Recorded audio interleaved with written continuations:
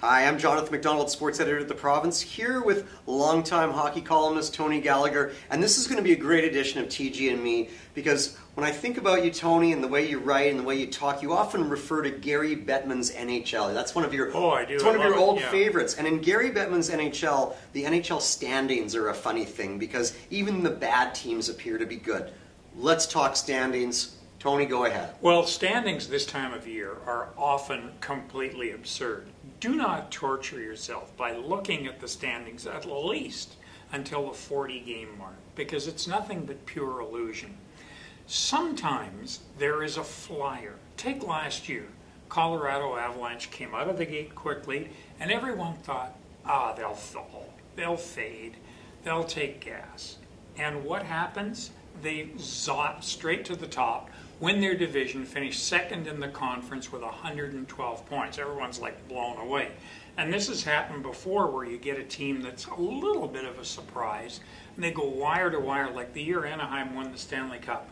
They were a little bit of a surprise. Everyone thought, they're a pretty good team, but they got out early, and then they go wire to wire, win it, and right through the playoffs they win the Stanley Cup. You don't get that very often, but you get it occasionally. But for most of the cases, you get these teams like Minnesota 2 years ago. At the 40-game mark, they were leading the Western Conference. What happens? Mikko Koivu gets hurt, and down they go. They fall such an extent that they miss the playoffs. And you look at the standings right now. Who's up top? Well, your son can tell us, I understand, right? Yeah, the Calgary Flames. The Calgary Flames. How did he get to be a Flames fan? Blow to the head or what? Oh, no, you know what it is? What? It's a new thing. He likes Jonas Hiller. Oh, yeah. So he has a Ducks Hiller jersey, which doesn't do him much good anymore. He doesn't get vertigo, does he? Like Jonas used to. But, he's certainly improved their goaltending, and there they are, sitting third overall in the conference. Are they going to finish there? Not likely.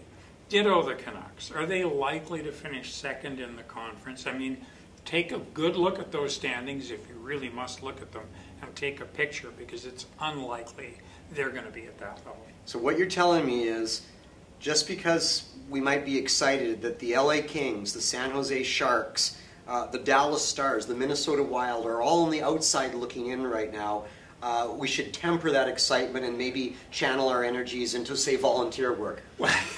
Absolutely. We can temper that, and we can look at some of those teams you just named, Jonathan, and say, well, maybe Colorado's flop this year is what everyone was expecting last year, and that's going to be real. Right. Maybe Dallas, this experiment of going with all these offensive players, Hemsky, Spezza, all these guys they've added, maybe that hasn't worked out as well as they'd hoped in such a defensive conference, and maybe Dallas is going to miss the playoffs. So I think there's genuine hope for teams like the Canucks, who are going to be right there nibbling for a playoff spot because of those failings. But when you look at the standings now and you see Vancouver in such a lofty spot, it's just a little silly, and I think you should really dismiss it for your own mental well-being. Yeah, and of course the Canucks 9-4 now, playing the 3 California teams. Things in the standings can change quickly. You bet. We'll know more after the weekend. Thanks, Tony.